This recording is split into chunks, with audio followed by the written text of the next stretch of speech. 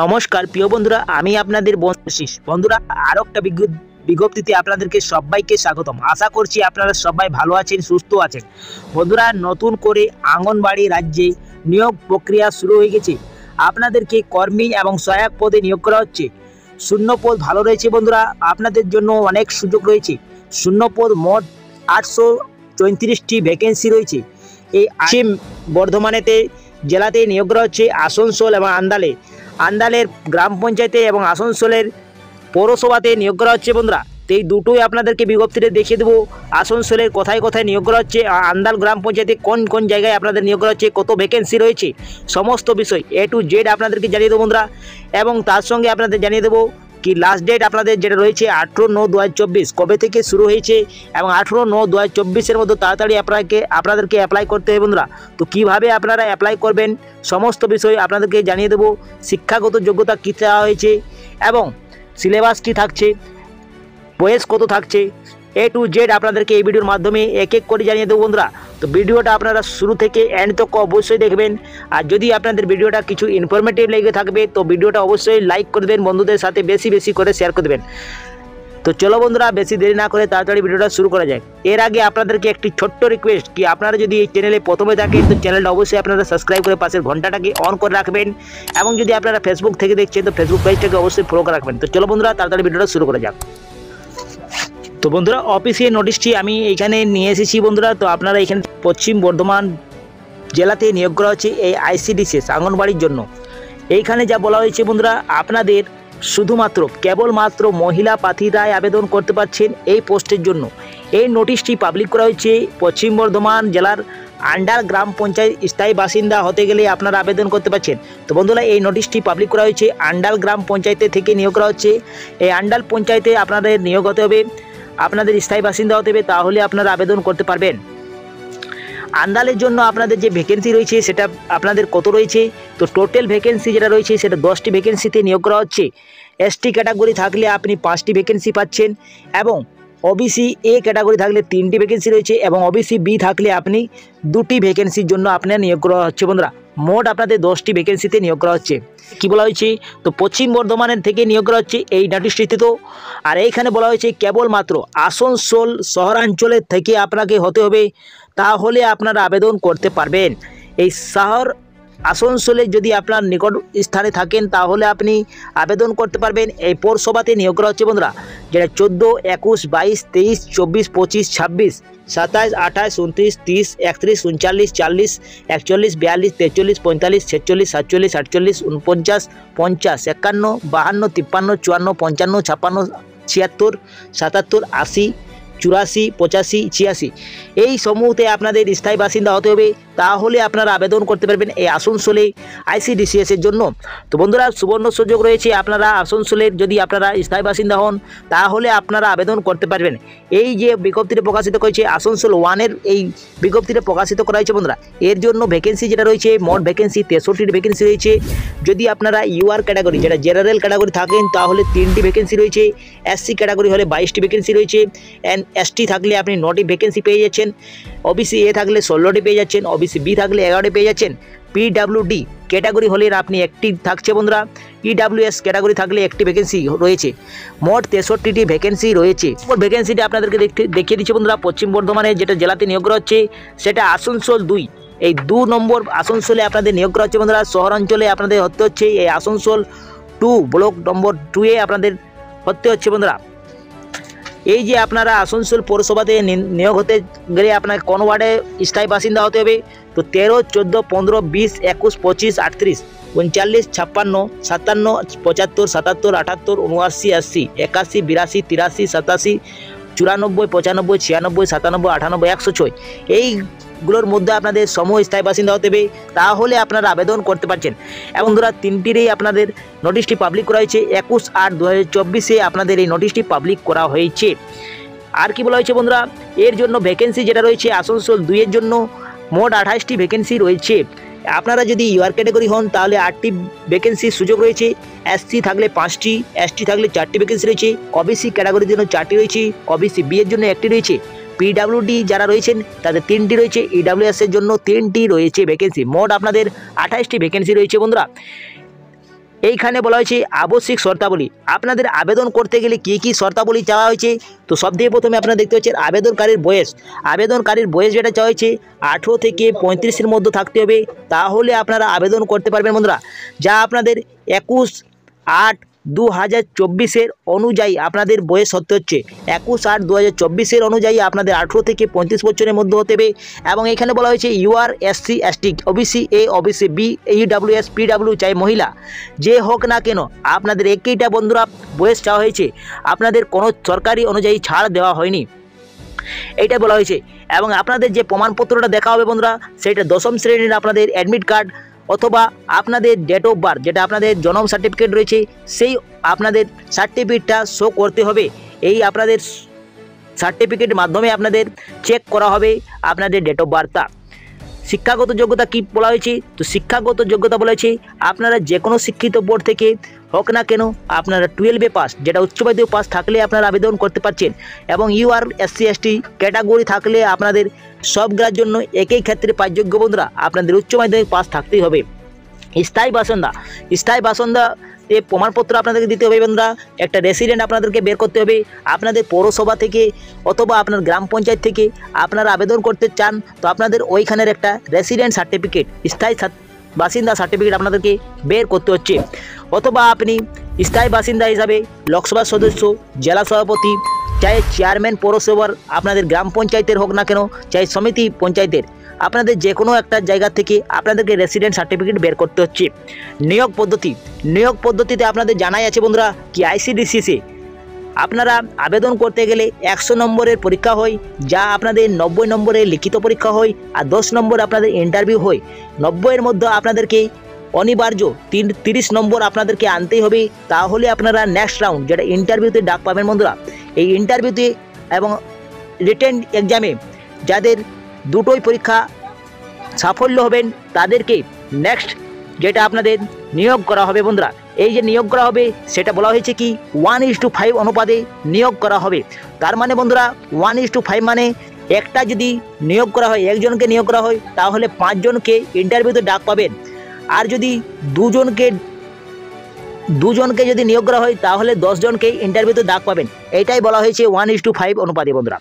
লিখিত পরীক্ষা আপনাদের কি সিলেবাস থাকছে, তো বন্ধুরা লিখিত পরীক্ষার জন্য আপনাদের পূর্ণমান 15 নম্বর থাকছে। আপনাদেরকে একটি 150 নম্বরের বাংলাতে রচনা লিখতে হবে। রচনা আপনাদের মা বা শিশু স্বাস্থ্য বিষয়ক থাকবে বন্ধুরা। 10ম শ্রেণী মানের আপনাদের এক্সামটাও হচ্ছে।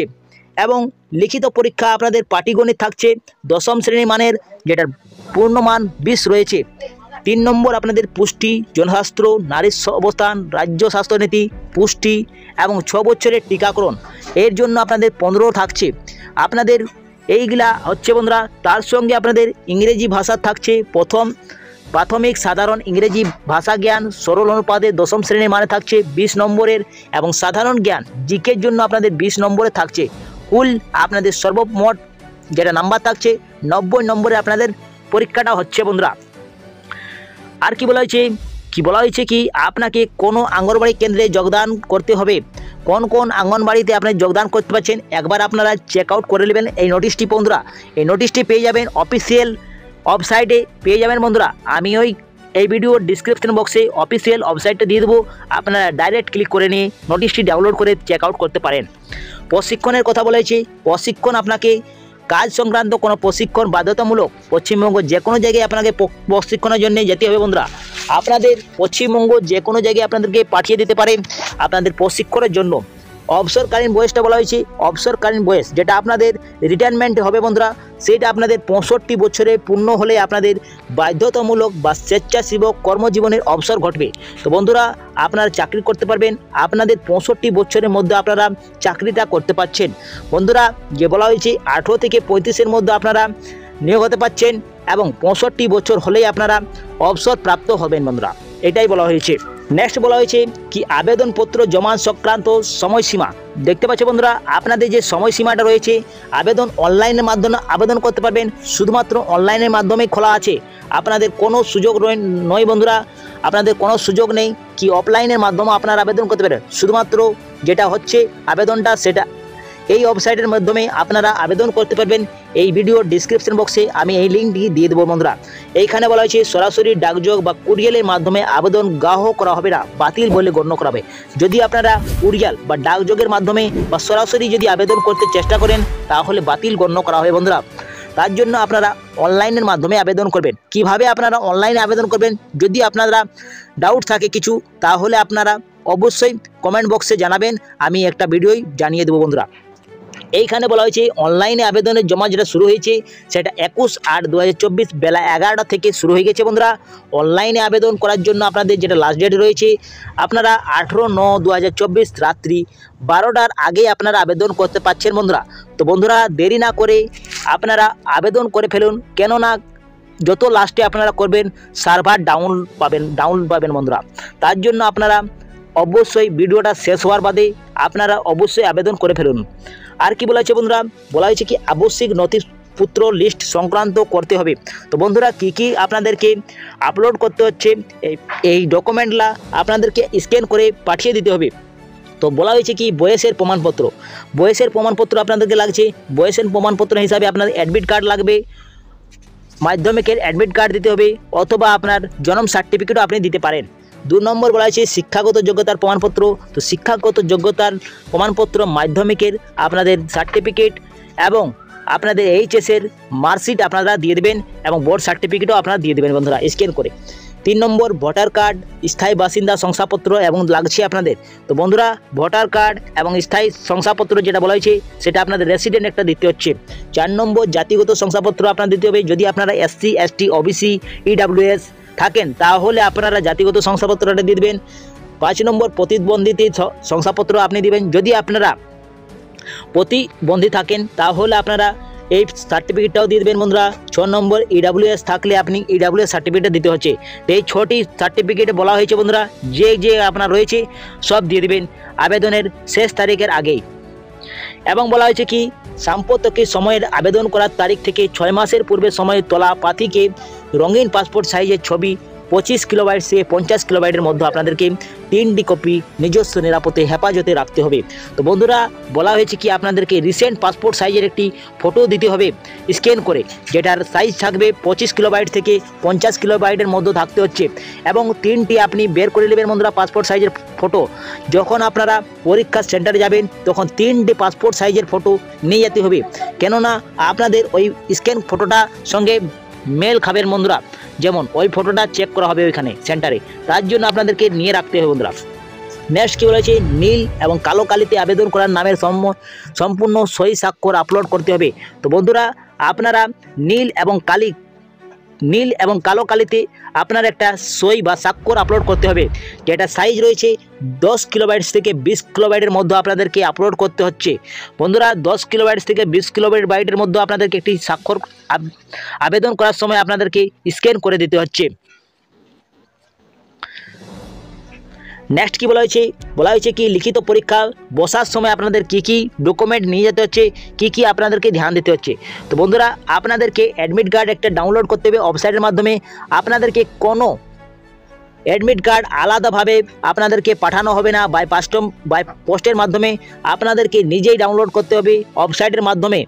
আপনারা ডাউনলোড করবেন, একটি রঙিন প্রিন্ট আউট করে নিয়ে যেতে হবে বন্ধুরা সেন্টারে। আর কি বলা হয়েছে অ্যাডমিট কার্ডের দেওয়া থাকবে আপনাদের লিখিত পরীক্ষার তারিখ, পরীক্ষার কেন্দ্রের নাম এবং সময়, সব কিছু তথ্য আপনাদের অ্যাডমিট কার্ডে দেওয়া থাকবে বন্ধুরা। যেটার পরীক্ষার তারিখটা দেওয়া থাকবে, পরীক্ষার কেন্দ্রের নামটা দেওয়া থাকবে, সময়টা দেওয়া থাকবে এবং বিভিন্ন রকমের আপনাদের নির্দেশাবলীটা লেখা থাকবে বন্ধুরা অ্যাডমিট কার্ডেতে। তার জন্য বন্ধুরা আপনারা নিজেই ডাউনলোড করবেন ওয়েবসাইটের মাধ্যমে। যখনই অ্যাডমিট কার্ড ডাউনলোড করা হবে আমরা ভিডিওর মাধ্যমে জানিয়ে দেবো বন্ধুরা। এইখানে বলা হয়েছে পরীক্ষা কেন্দ্রে কোনো রকম mobile phone, smart watch, calculator ইত্যাদি ইলেকট্রিক বস্তু আপনি নিয়ে প্রবেশ করতে পারবেন না। তো বন্ধুরা আপনারা যখন সেন্টারে যাবেন পরীক্ষার রিটেন এক্সামে তখন mobile phone, smart watch, calculator বা ইলেকট্রিক বস্তু কোনো নিয়ে যেতে পারবেন না। তার জন্য বন্ধুরা আপনারা ঘরে রাখে নেবেন আপনারা এই সব জিনিসগুলা, কেননা ওইখানে প্রবেশ করতে দেবে না এইগুলা থাকলে আপনারা। 4 নম্বর কি বলা হয়েছে প্রার্থী তথা পরীক্ষার কেন্দ্রে নীল এবং কালো ডট পেন নিজেকেই আনতে হবে বন্ধুরা। আপনাদেরকে যে আপনারা লিখবেন তো আপনাদেরকে নীল বা কালো ডট পেন নিজে লিখতে হবে ওইখানে সেন্টারে, আপনাদের ওইখানে কোনো দেওয়া হবে না। তার জন্য আপনারা নিজেই একটা ডট পেন নিয়ে যাবেন। মৌখিক পরীক্ষার কী বলা হয়েছে, মৌখিক পরীক্ষার জন্য আপনাদের কি কি নির্দেশ পালন করতে হবে। তো বন্ধুরা, মৌখিক পরীক্ষার সময় আপনাদেরকে যে ডকুমেন্ট আপনি আপলোড করেছেন সেই ডকুমেন্টগুলো আপনাকে অরিজিনাল কপি নিয়ে যেতে হচ্ছে, তার সঙ্গে আপনার জেরক্স কপিও নিয়ে যেতে হবে। জেরক্স কপিটা আপনাদের জমা হবে এবং অরিজিনাল কপিটা আপনাদের চেক করা হবে বন্ধুরা, ভেরিফাইড করা হবে। তো কী কী আপনাদের ডকুমেন্ট নিয়ে যেতে হবে, একটা হলো বয়সের প্রমাণপত্র, যেমন অ্যাডমিট কার্ড আপনাকে নিয়ে যেতে হচ্ছে, শিক্ষাগত যোগ্যতার প্রমাণপত্র নিয়ে যেতে হবে, স্থায়ী বাসিন্দার শংসাপত্র নিয়ে যেতে হচ্ছে এবং জাতি শংসাপত্র নিয়ে যেতে হচ্ছে। EWS ক্যাটাগরি থাকলে EWS থাকতে গেলে আপনারা ওই সার্টিফিকেট নিয়ে যেতে হবে। থাকলে আপনার প্রতিবন্ধী সার্টিফিকেট, যেটা মহকুমা শাসক, এবং যোগ্য হলে আপনারা ওই সার্টিফিকেটটা নিয়ে যেতে হবে। OBC A, OBC B, অন্যান্য ক্যাটাগরি থাকলে আপনারা ওই সার্টিফিকেটটা নিয়ে যেতে হচ্ছে। তো বন্ধুরা, এই ছিল পুরো ডিটেলসে জানকারি। যদি আপনাদের কিছু ইনফরমেটিভ লেগেছে তো ভিডিওটা অবশ্যই আপনারা লাইক করে দেবেন বন্ধুরা। যদি বর্ধমান থেকে নিয়োগ করা হচ্ছে অন্দাল এবং আসানসোলে, আসানসোল 1, আসানসোল 2 শহর অঞ্চলে নিয়োগ করা হচ্ছে। যদি আপনারা আবেদন করতে ইচ্ছুক থাকেন তাহলে আপনারা আবেদন অবশ্যই করুন। এই বিজ্ঞপ্তিতে বলা হয়েছে কি আপনাদের ভালো মাত্রায় বেতন রয়েছে বন্ধুরা, প্রায় 8,000 টাকা পেয়ে যাবেন আপনারা। তো বন্ধুরা, দেরি না করে আপনারা এই ওয়েবসাইটের মাধ্যমে আবেদন করে ফেলুন। আপনারা অনলাইনের মাধ্যমে আবেদন করতে পারছেন, আর ভ্যাকেন্সিও অনেক বেশি রয়েছে বন্ধুরা। তো বেশি দেরি না করে আপনারা যদি ইচ্ছুক থাকেন তো ইচ্ছুক প্রার্থীরা অবশ্যই আবেদন করুন। আপনারা কোন জেলা থেকে দেখছেন ভিডিওটা অবশ্যই কমেন্ট বক্সে কমেন্ট করে জানাবেন। তো বন্ধুরা, আমি এখানে অ্যাড করছি, পরবর্তী ভিডিওটা অনুষ্ঠান দেখা হবে। আপনারা সুস্থ থাকুন, ভালো থাকুন, নিরাপদ থাকুন। জয় হিন্দ, জয় ভারত।